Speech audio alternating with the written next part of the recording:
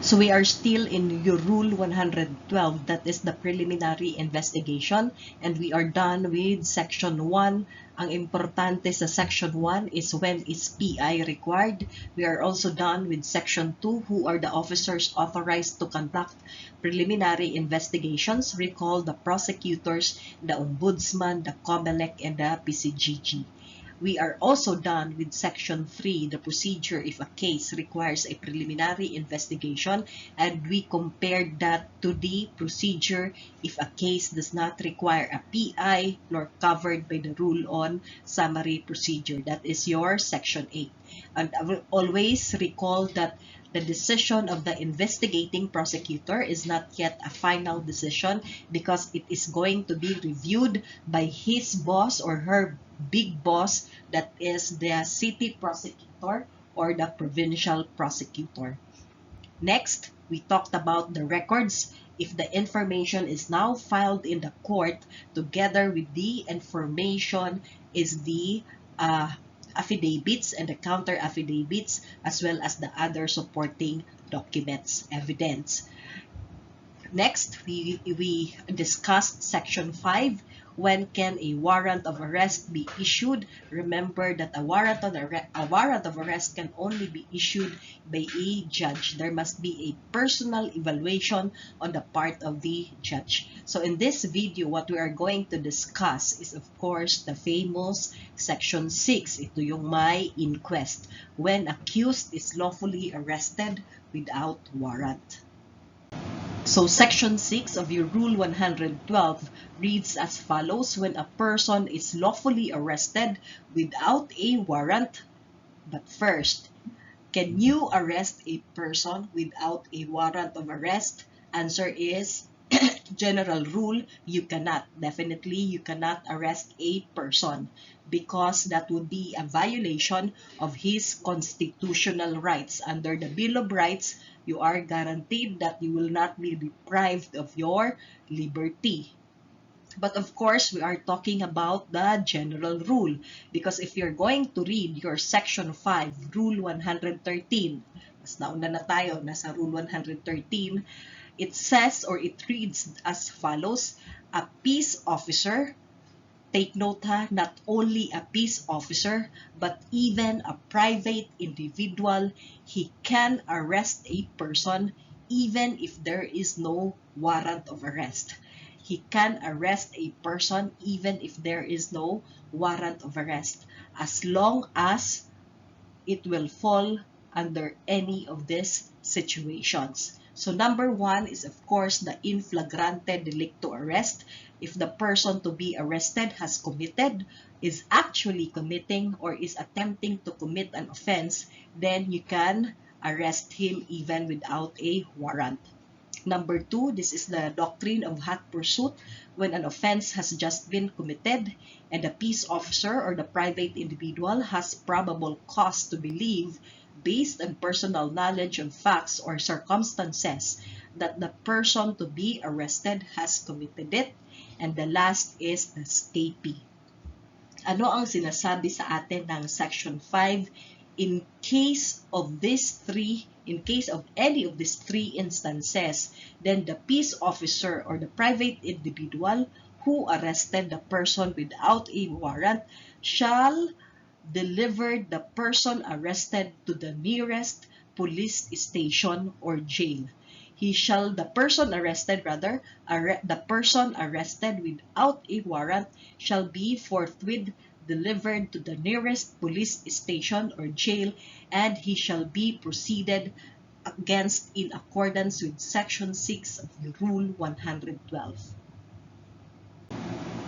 So if the person arrested without a warrant is now delivered to the nearest police station or jail, then what will happen next? What will happen next is that the arresting officers will now prepare the documents. The arresting officers will now make an investigation report, execute an affidavit of arrest, ask the complainant to make a statement, ask the witnesses to make a statement. Ito yung iniimbitahan kayo kung kayo yung taong nasnatchan ng cellphone, papupuntahin kayo ngayon sa police station para magbigay ng inyong salaysay. Kung ikaw naman ay isang witness, nakita mo ang mga pangyayari, papupuntahin ka sa police station para magbigay ng iyong statement and other supporting evidence gathered by the police in the course of the latter's investigation of the criminal incident involving the arrested or detained person. So these are the documents that the arresting officers will prepare and will execute. Just take note though that pag pinag-uusapan natin ang warrantless arrest or arrest without a warrant, huwag kayong ma-confine lang sa isang procedure because a person can be arrested for an offense that requires a preliminary investigation. Meaning to say, yung kanyang nakumit na crime has a penalty of at least 4 years, 2 months, and 1 day. Therefore, it requires a preliminary investigation. Or he was arrested without a warrant for an offense that does not require a preliminary investigation. Therefore, the penalty is less than 4 years, 2 months, and 1 day. Kailangan nyong maintindihan to, kailangan nyong makita yung difference because iba ang procedure. Iba ang procedure. Pag ang offense na nakomit is a case that requires a preliminary investigation, then pwede natin ipasok ang concept ng inquest. And if we are going to talk about the inquest, take note of the inquest procedure, and that procedure can be found in your DOJ Circular Number 61. DOJ Circular Number 61, you research this also, nasa Google lang yan. So we'll go now to the procedure laid down in DOJ Circular Number 61. So if you're going to read your Section 3 of DOJ Circular Number 61, it reads as follows: upon receipt by the inquest officer from the law enforcement authorities or from the arresting officers of the complaint and other documents such as yung binasa natin kanina, the affidavit of arrest, the investigation report, the salaysay ng complainant and the witnesses, and other supporting evidence, then the inquest proceedings shall be considered commenced. The inquest proceedings shall be commenced. So the initial stage of the inquest procedure is the receipt by the inquest officer of the complaint or the other referral documents. Section 8 of the DOJ Circular Number 61 tells us about the initial duty of the inquest officer. So, the initial duty of the inquest officer is to determine whether the arrest of the detained person was made in accordance with the provisions of Section 5, Rule 113, particularly letter A and letter B, that is the in flagrante delicto arrest and the hot pursuit. So he is going to determine whether the arrest was properly effected or whether or not the arrest was not properly effected. And to do that, he can, or the inquest officer may summarily examine the arresting officers on the circumstances surrounding the arrest or apprehension of the detained person. So let's go to the first scenario, the scenario wherein the inquest officer made a determination that the arrest was not properly effected. So if this is his determination, what will happen next? What will happen is that the inquest officer will recommend the release of the detained or arrested person. Section 9 is very clear that should the inquest officer find that the arrest was not made in accordance with the rules, then he shall recommend the release of the person arrested or detained. Again, he shall recommend the release of the person arrested or detained. Aside from that, he will note down the disposition of the referral document.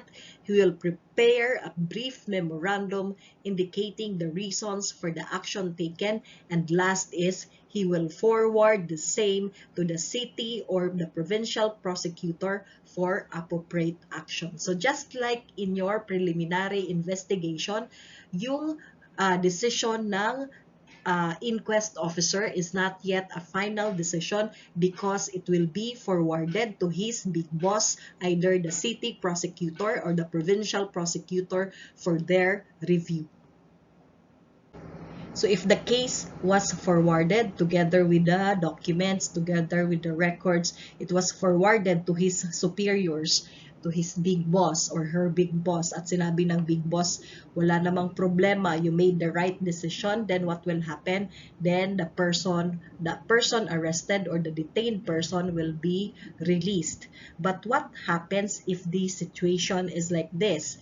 The inquest officer recommended for the release of the detained person and it was approved by the city or provincial prosecutor, but the evidence on hand warrant the conduct of a regular preliminary investigation.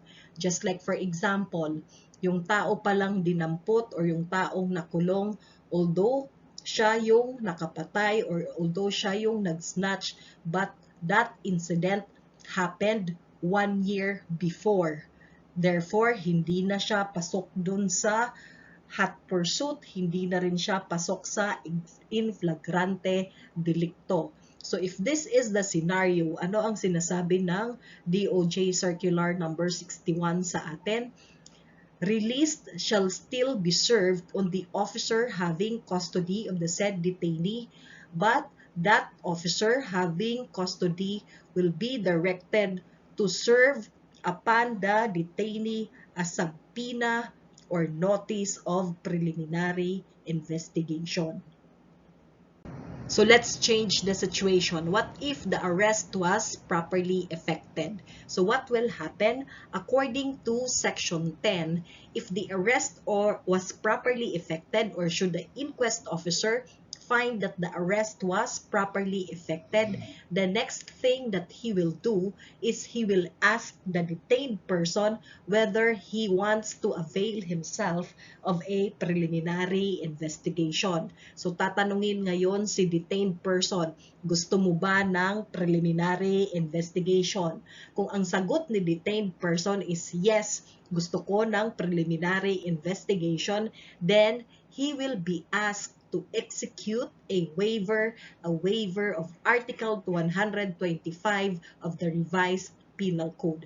He shall be made to execute a waiver of the provisions of Article 125 of the Revised Penal Code, but he must do this with the assistance of a lawyer, and in case of the non-availability of a lawyer, a responsible person of his choice. So ano ba itong Article 125 of the Revised Penal Code? Actually, this waiver is more on the protection on the part of the police officers. Because if you're going to read your Article 125 of the Revised Penal Code, penalties will be imposed upon the police officers or public officers or employee who shall detain any person for some legal ground but fails to deliver those persons to the proper judicial authorities within the period of 12 hours for light penalties, 18 for correctional penalties, and 36 hours for capital penalties. So kung hindi mo yan ipapa-execute ng waiver at humingi ng preliminary investigation, definitely you cannot comply with this Article 125. So to recap, if the arrest was properly effected, the next thing that the inquest officer will do is ask the detained person, gusto mo ba ng preliminary investigation? Kung ang sagot ni detained person is yes, gusto ko ng preliminary investigation, then the inquest officer will ask the detained person to execute a waiver of the provisions of Article 125 of the Revised Penal Code. Kung ngayon, si detained person person nag-execute na ng waiver, then what will happen next is there will be a preliminary investigation, the procedure that we discussed in the last videos. And who will conduct the preliminary investigation? The preliminary investigation may be conducted by the inquest officer himself, or it will be assigned to any other assistant prosecutor. Just take note though that kahit humingi ka na ng preliminary investigation, kahit nag-execute ka na ng waiver, during this time, ikaw pa rin ay nakakulong. Hindi ka pa rin pwedeng i-release. But if you're going to read your Section 6 of your Rule 112, even before the complaint or information is filed in the court, if you ask for a preliminary investigation, if you signed a waiver of the provisions of Article 125 of the Revised Penal Code, then you can apply for bail. You can apply for bail. So another scenario, kung nung tinanong ka ni inquest officer kung gusto mo ba ng preliminary investigation, ang sagot mo, detained person, is, I do not like a preliminary investigation, ayoko.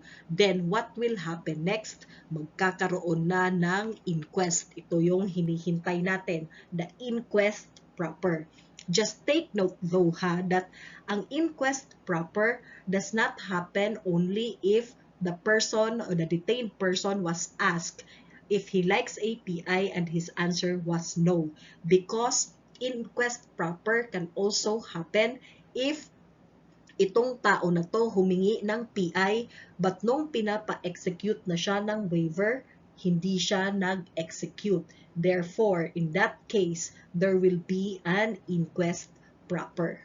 So again, going back to our procedure, ang procedure natin is first, the inquest officer will receive the complaint as well as the referral documents, and the first duty that he is going to do is he is going to determine whether arrest was properly effected or arrest was not properly effected. If arrest was properly effected, then he will ask the detained person, do you like PI or do you like PI? So an answer is either yes or no. Pag gusto, waiver. Pag ayaw, inquest proper. So pag titingnan mo kung ano ba ang nangyayari sa inquest proper, that is a very simple or summary investigation. All the inquest officer will do is examine the sworn statement, examine the affidavits of the complainant and the witnesses, and examine the supporting evidence submitted to him. That is your inquest. That is very much different from your preliminary investigation, because in preliminary investigation, your respondent or your detained person has that opportunity to submit counter affidavits. He has that opportunity to refute the claims of the complainant. He can submit counter affidavit. He can submit the affidavits of his witnesses. He can submit his affidavits to support his claim. If you're going to read your section 11, that is the inquest proper, where the detained person does not opt for a preliminary investigation or refuses to execute the required waiver, then the inquest officer shall proceed with the inquest by examining the sworn statements, by examining the affidavits of the complainant and the witnesses and other supporting evidence submitted to him. And if he is not satisfied, take note that the inquest officer may require the presence of the complainant and the witnesses and subject them to an informal and summary investigation or examination for the purpose of determining the existence of probable cause.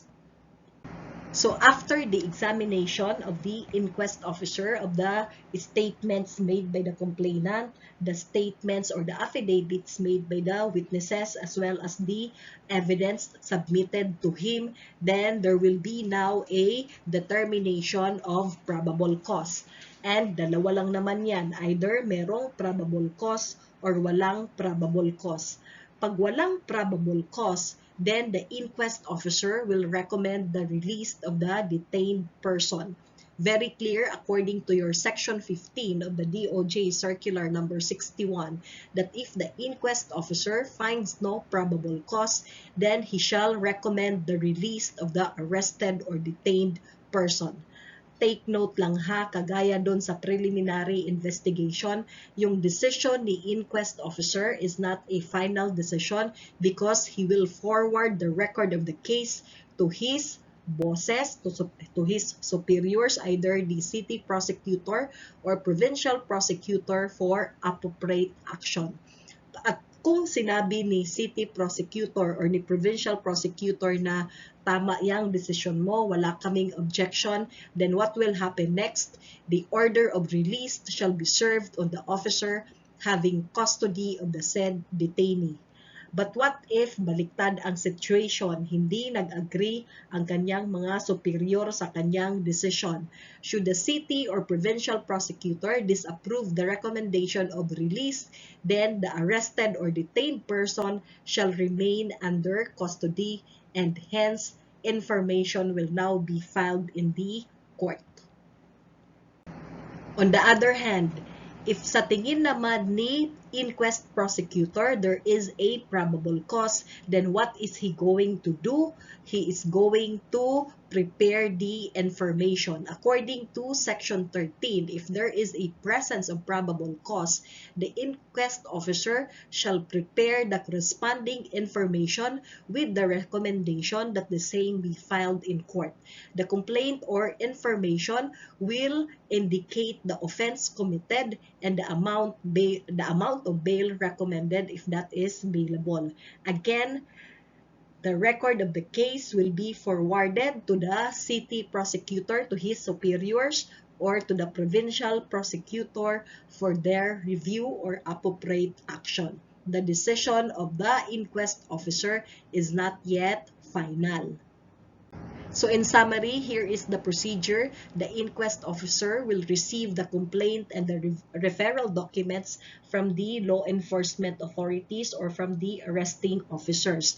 And after that, he will make a determination whether the arrest was properly effected or it was not properly effected. Let us just say that the arrest was not properly effected, then what would be the duty now of the inquest officer? He will order the release or he will recommend the release of the detained person. But of course, this is not yet a final decision because i-review pa to ng kanyang mga superior. Kung ang sabi ng superior is yes, we have no objection, then release now the detained person. But kung ni-review ng kanyang superior at nakita nila that the evidence on hand warrant the conduct of a regular preliminary investigation, then are you still going to release the person? Answer is yes. Still release that person, but you have to direct the officer having custody of the said detainee to serve upon him a subpoena or a notice of preliminary investigation. So let's go to arrest properly effected. So if arrest was properly effected, then what you are going to do next is you are going to ask the detained person, gusto mo ba ng preliminary investigation? Dalawa lang naman ang pwedeng sagot. It's either yes, gusto ko ng preliminary investigation, or no, ayoko ng preliminary investigation. Kung gusto niya ng preliminary investigation, then he will be asked to execute a waiver of the provisions of Article 125 of the Revised Penal Code. And then, if he executes that waiver, then there will be now a preliminary investigation. Itong procedure that we discussed in the last video will be conducted. But if his answer is he does not like preliminary investigation, or when he was asked to sign a waiver but he did not sign the waiver, then what will happen next? There will be an inquest proper. During the inquest proper, again, what will happen? The inquest officer will just examine the statement. He will just examine the affidavits, both of the witnesses and the complainant as well as the other documents submitted to him. And after the inquest proper, this inquest officer will now make a determination of probable cause. Kung sa tingin niya walang probable cause at nung ni-review ng kanyang superior, sabi nila wala nga talagang probable cause, then dismiss or release the person detained. If sa tingin naman nila merong probable cause, then what they are going to do is prepare information. So with this in mind, you have now an idea of what an inquest is all about. So if you will be asked to explain the concept of an inquest, madali lang. Just answer that it is conducted by the inquest officer or your public prosecutor, and it is conducted in what kind of cases? Criminal or civil? Answer is criminal cases. In criminal cases involving persons arrested and detained without the benefit of a warrant of arrest issued by the court, and for what purpose? The purpose is to determine whether or not said person should remain under custody and correspondingly be charged in court. So, if you're going to read Section 1 of the DOJ Circular Number 61, nakasulat dyan ang concept ng inquest. Inquest is just an informal and summary investigation conducted by a public prosecutor in criminal cases involving persons arrested and detained without warrant of arrest, and the purpose is to determine whether such person should remain under custody and be charged correspondingly in court. So if the information is now filed in the court, either in the MTC or in the RTC, then what will happen next? What will happen is what we have discussed in Section 5 of your Rule 112. The judge, the MTC judge or the RTC judge will now make a personal evaluation based on the resolution of the inquest officer and its supporting evidence. So tatlo lang yon. It's either kung walang probable cause, then dismiss. Kung may merong doubt in the existence of the probable cause, then require the prosecutor to present additional evidence, or if there is a probable cause, then issue a commitment order. So let's go now to the information. Who files the information? If a case requires a preliminary investigation, then who files the information is the investigating officer, as long as the decision of the investigating officer is approved or affirmed by his superior, the city prosecutor or the provincial prosecutor. But if you are going to read Section 6, Rule 112, if a person is lawfully arrested without a warrant involving an offense which requires a preliminary investigation, then this information or complaint may be filed by the inquest prosecutor, provided again that the decision of the inquest prosecutor is approved by his big boss, by his superior, without need of such investigation, provided an inquest has been conducted in accordance with the existing rules. So either way, ang nagfa-file is the investigating prosecutor or the inquest prosecutor.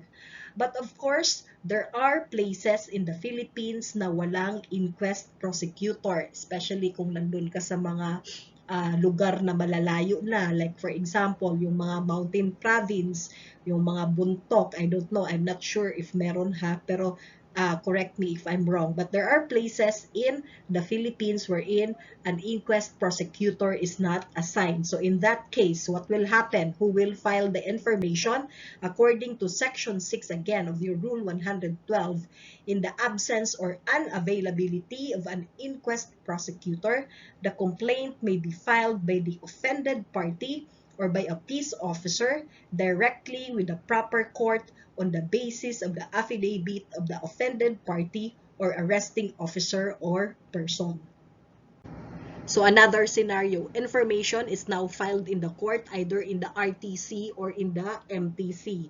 But you realize na wala pa palang preliminary investigation. You are the accused at nakita mong or napansin mong hindi pa ako na preliminary investigation. So what can you do? Can you move or can you file a motion to quash the information? Answer is no. Because if you're going to read Section 3 of your Rule 117, lack of preliminary investigation is not included as a ground for you to file a motion to quash the information. So what is your remedy now? Your remedy now is to ask for a preliminary investigation. But take note ha, according to Section 6 of your Rule 112, this is the last paragraph, you can ask only within 5 days from the time of knowledge. The accused may, within 5 days from the time he learns of its filing, ask for a preliminary investigation. So if you accused did not ask for a preliminary investigation within 5 days, take note ha, that will be considered a waiver on your part. Kaya kung ikaw akusado, especially kung nagpa-arraign ka, kahit meron kang issue sa preliminary investigation, but arraignment was scheduled by the court at pumunta ka sa arraignment, nag-enter ka ng iyong plea, binasahan ka, then you already waive your right to a preliminary investigation. Bakit? Because take note, ano ba ang sabi ng Supreme Court? The right of an accused to a preliminary investigation is not a constitutional right. Hindi yan nakasulat doon sa Constitution that you have that right to a preliminary investigation. So it is not a constitutional right, but merely a statutory right. Nonetheless, even if it is a statutory right, it is a component part of due process in criminal justice and is a substantive right. Down to our last slide, if a person is arrested without a warrant, dalawa lang naman yan. It's either he was arrested for an offense which requires a preliminary investigation, meaning to say the penalty is more than 4 years, 2 months, and 1 day. Or he was arrested without a warrant for an offense that does not require preliminary investigation. The penalty is less than 4 years, 2 months, and 1 day. Just like for example, nadampot ka lang naman ng mga pulis kasi nasama ka doon sa kaguluhan sa bar. Nagkaroon ng rambulan tapos dinampot ka ng mga pulis. So, maaring ang kaso mo lang is slight physical injury. So, it does not require preliminary investigation.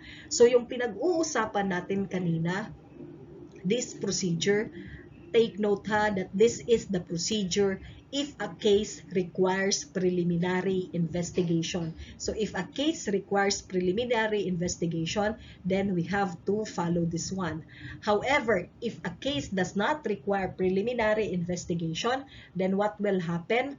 Pag dinampot ka ng pulis, dadalhin ka sa police station, then i-detain ka. The police officers will now prepare the complaint, file it in the court or file it in the prosecutor, and then Section 8 of your Rule 112, recall this one, this will be followed.